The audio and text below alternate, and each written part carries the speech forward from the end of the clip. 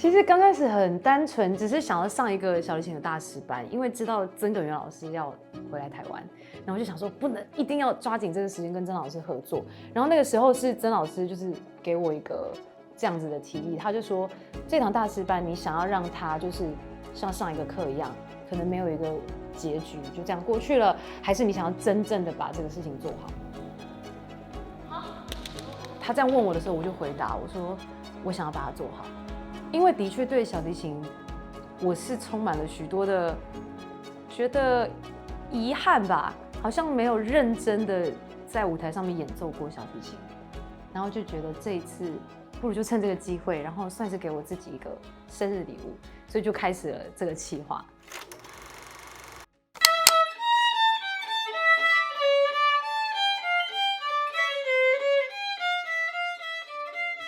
我真的很讨厌小提琴，就是从小的时候我就非常抗拒它。那叫我选小提琴当副修的是我爸，所以我爸在小提琴上面对我的期望很高。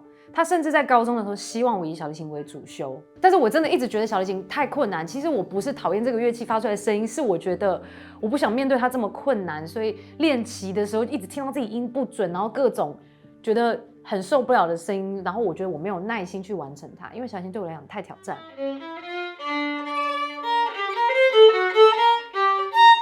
我的现在的小提琴的程度呢，只剩下第1把位，然后呢，如果上第3把位，微微可以，其他把位全部不行用。但问题是，这个曲子不可能只有第1把位跟第3把位拉完啊！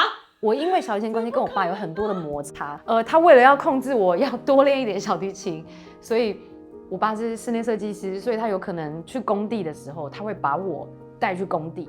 然后他就在旁边敲敲打打做装潢，然后我就在工地拉琴，就是从早上8点，然后拉到他就是收工这样。但是小提琴始终我还是没有到一个我自己觉得很能够为我自己交代的一个境界。那我觉得这一次的计划也算是希望达到一个和解。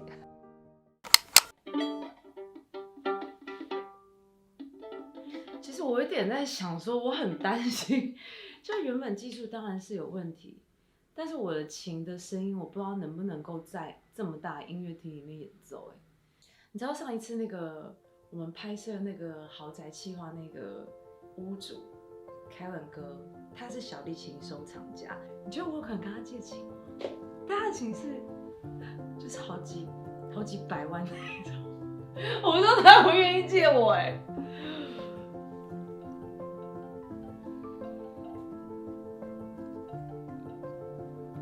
喂，Kevin 哥，好久不见，你最近好吗？还不错啊。我又想说，我有可能可以跟你借一把琴去，就是演奏听吗？就是可以啊。真的吗？真的吗？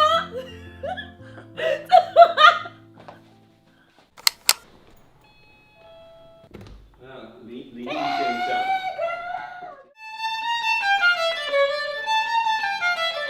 这是一把成功率很高的琴就是一直拉都不会出现难听的声音。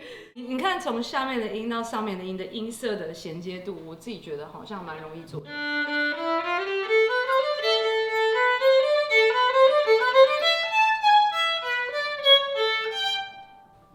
你再说一次，它叫什么？它叫做 Emilio Bebe。我觉得就是它了。好开心啊！耶！Emilio， 你超棒！我今天要带走的那一把琴的身份证就是这一个。天哪！他又得到大奖了，我竟然跟他吃过饭下次要吃饭应该很困难了吧？我现在很兴奋，所以这个琴，我相信我可以带着他的这个好运，一起在舞台上，一定可以好好展现的。老师早安！早安，早安！天啊，老师好开心见到你哦！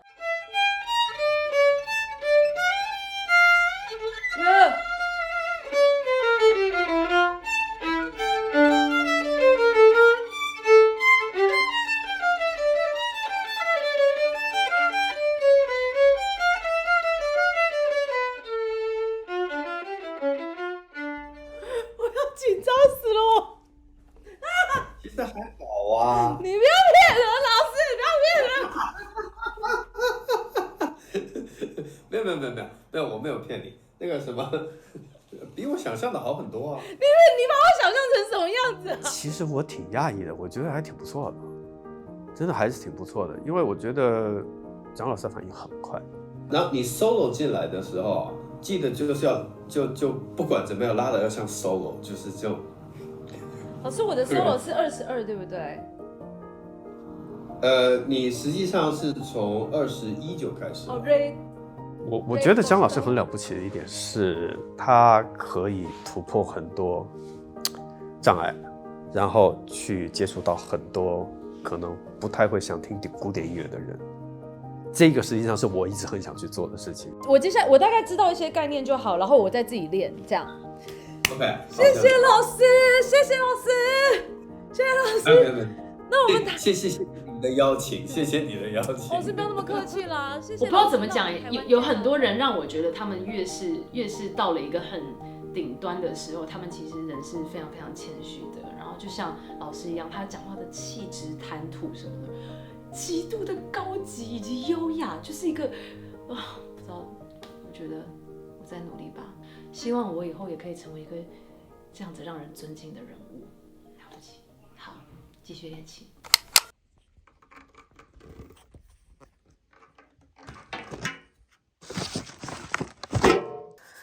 最近除了很忙很累之外，其实我还是很认真在做保养，但是因为一直熬夜，然后压力、烦恼，所以皮肤最近状况真的不太好。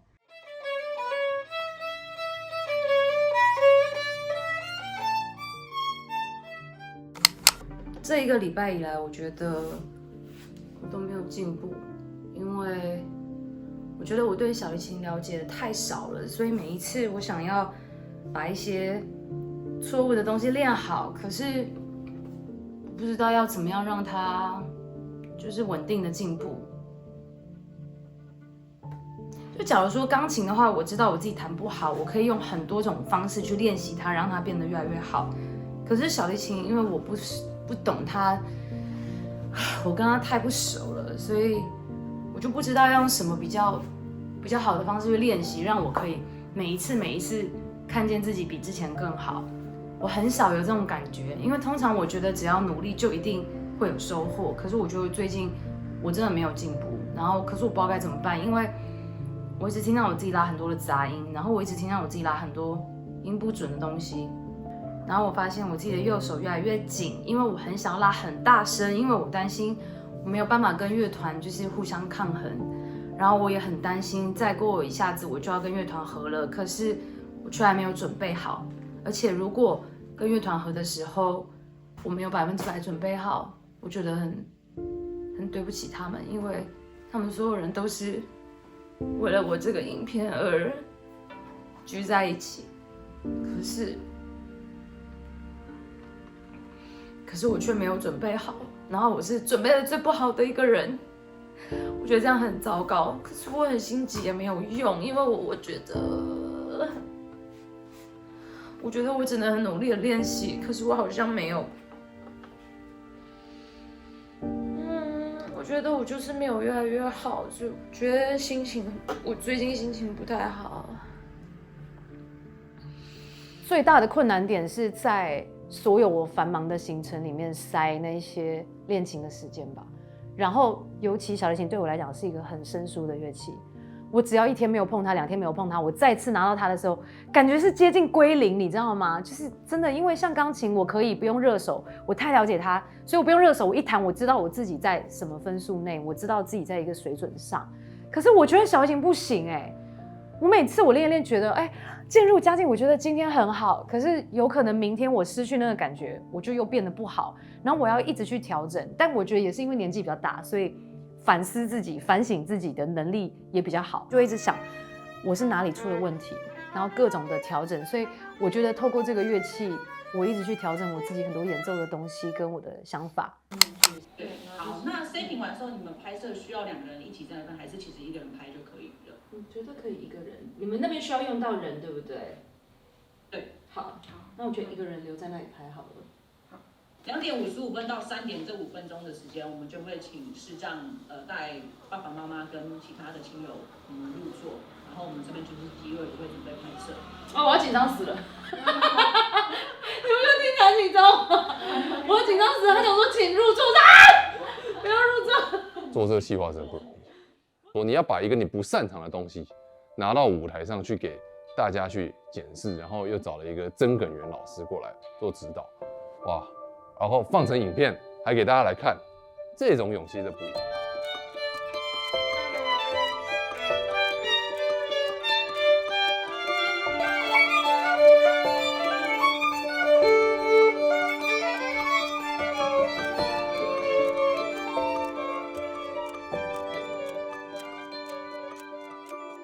常常去演讲，大家会问我遇到最大的困难是什么，然后有没有曾经想要放弃，有没有怎样。我告诉你，做任何的工作都很辛苦，做任何事情都很困难。那我不会觉得创作者比别人更辛苦，除非你不喜欢这件事情。你如果喜欢一件事情，即便它是辛苦的，你都会觉得这一切非常的值得。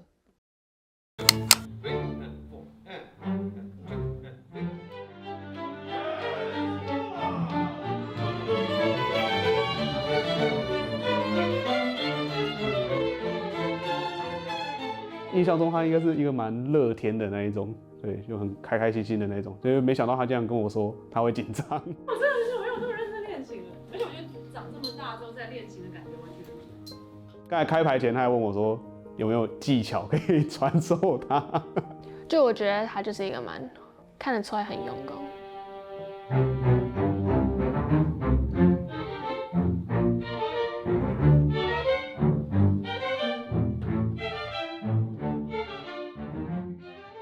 他很忙，还要有就是南北这样跑，还要顾家庭、顾小孩、顾什么的，然后顾事业，很勇敢，是因为你还要花时间练琴啊。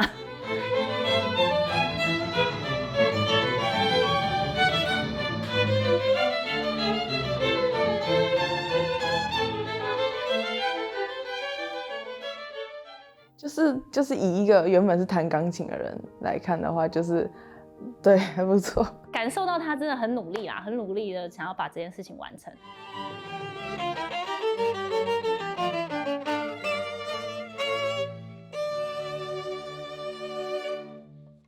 好，可以下班了。谢谢大家，谢谢。我觉得所有人排练是非常顺利的，而且比我想象中的还要顺利。我觉得当天表演的时候，他们会做得非常非常好。可是我觉得我自己没有完全的掌握好，就是在2段我自己很重要的 solo 乐段的时候，我都没有掌握好。然后每一次拉到那里，我都觉得我好紧张，然后就是我很怕犯错，然后可是我就还是犯错了。然后所以我自己我不知道我自己拉的时候就有一点懊恼。你会滑？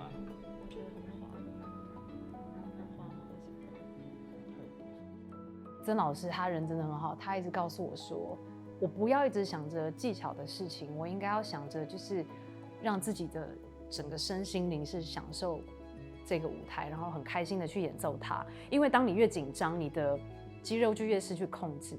可是就是因为今天一排练下去的时候，你知道所有人的声音这样一发出来，我就是超大声。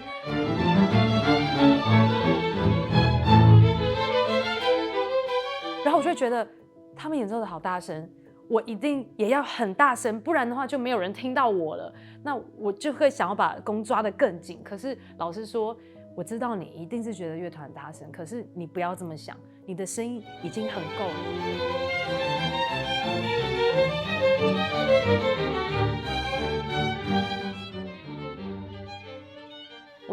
我觉得这一次的企划，我遇见过太多好人了，就是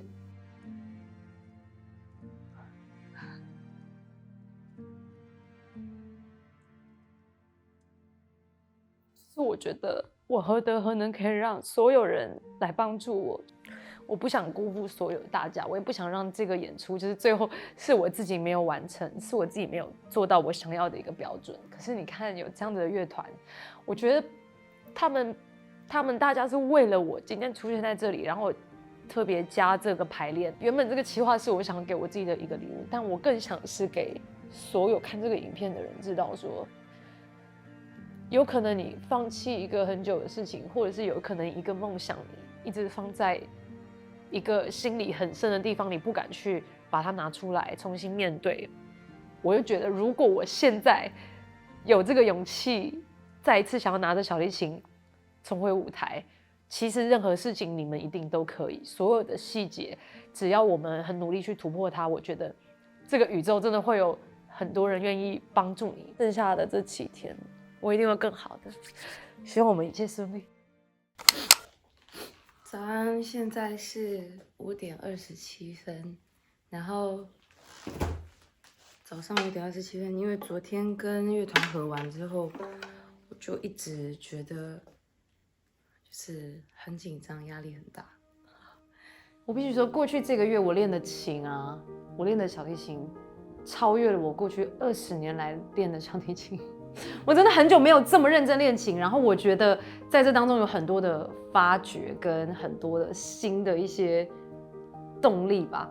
然后我自己突然觉得很有兴趣，就是我会凌晨练琴，然后早起练琴，各种，我就觉得很热爱这件事情，是以前在小提琴上面好像没有感觉到这么乐趣过。所以我可能觉得这个企划让大家可以感受一下，如果有任何事情是你想去达成的，你先不要管它会不会变得很完美，会不会变成你心目中最棒的样子，但是至少它一定会进步。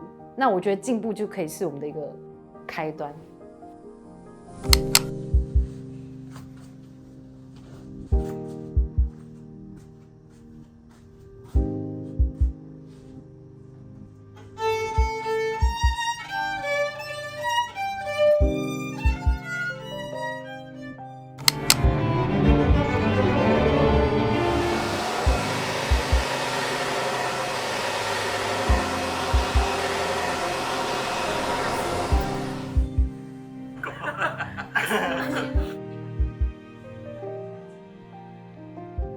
对，其实我很感谢他们愿意一起来，因为大家工作都很忙。然后其实我们家人已经很久没有，就是我们很久没有全部人聚在一起。上一次可能是我结婚的时候。我总觉得音乐可以把大家拉在一起，这是一件很可贵的事。因为，是我爸爸妈妈是分开的，可是每次音乐会的时候，他们还是会聚在一起，然后跟我的妹妹这样。希望我可以尽我全力表现我自己最好的样子。如果能够让他们看到，不用说为我骄傲，但是我想他们应该会知道，我现在还是很努力的做每一件事情。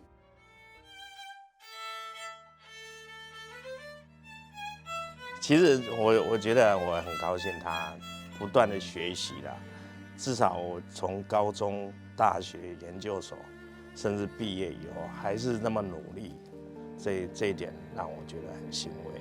我觉得很高兴啊，小孩子毕竟他一直往自己的兴趣方面走哈，啊，当妈妈的当然就支持他。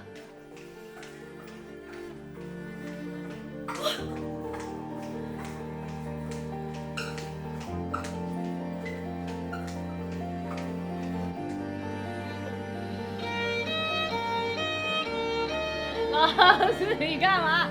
表达我此刻紧张的心情吗？总之，我真的觉得我拍了这支影片之后，真的常常在觉得我真的是一个超幸福的人哎，没有想到有这么多人愿意帮助我。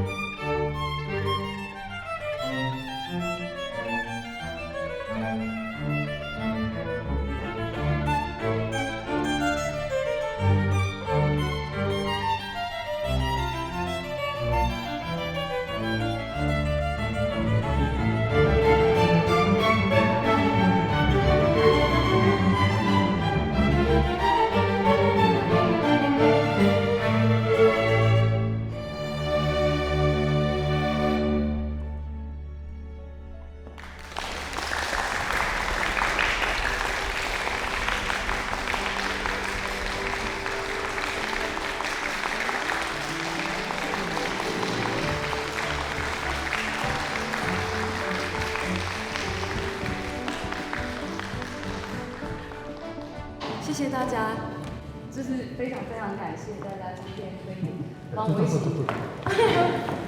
一起完成这个计划，然后非常谢谢老师。真的好好玩，蛮好玩。然后非常感谢大家，就是这一次就是为了我完成我自己的这个梦想，然后我觉得一路上受到大家在很多的帮助，对，所以我真的非常感谢，谢谢老师给我这个机会，然后。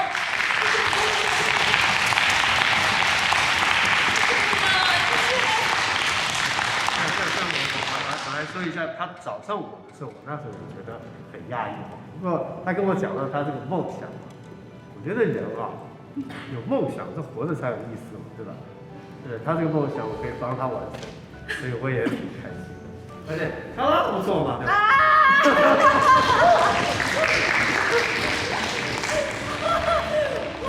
你这就破功了嘛，是吧？谢谢老师，我也感谢。谢谢大家，谢谢大家，谢谢大家。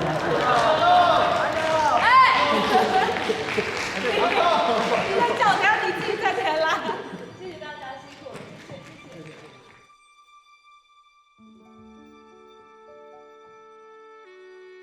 那觉得江老师表现的好吗？老师很棒，超棒，超优秀的。还不错真的还不错出乎我意料之外的好。我觉得很有活力，表现得很好。现实中其实比影片里面的还好一点。是不是有被吓到？其实还好，有心理准备。哦，真的吗？你准备很多我真的有被吓到。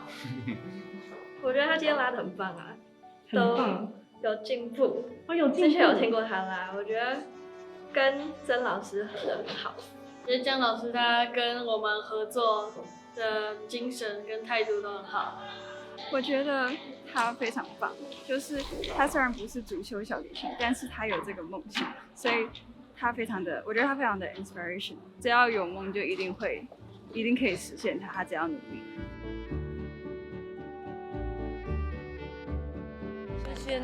谢谢你们特地来看我表演，谢谢。自家人啊，对。妈妈拉的好听吗？真的吗？那你会不会听了之后就很想要认真学音乐？再来是这样，觉得怎么样？我觉得很好啊。很好是什么？很好听吗？都很好。你有哭吗？没有。为什么？就很好听，为什么会想要哭？觉得女儿拉的怎么样？真的假的？有比你印象中的小时候还要好吗？好太多了啊！真的假的？以前就像杀鸡一样。你知道，其实做这个企划的时候，我一直想着，就从小，因为你一直很希望小提琴很认真，可是我就都很不认真。我想说，这个影片算是给我自己对小提琴一个交代，然后也是希望你看见了会觉得，不管什么年纪，我们都还是很努力的去做我们想要完成的事情。好听哦，而且你看我找到这么棒的老师是啊，感谢大家的支持啊！谢谢爸爸。谢爸。我们两个都在哭。我这个计划我没有要告诉全世界说我小提琴拉的超棒，其实没有，我觉得我真的很跌跌撞撞，就是在各种计划里面，我很多时候是从无到有。我觉得有创作者这个身份，我渐渐觉得自己变得很勇敢，就是我要做什么企划，我就相信我自己可以做得到。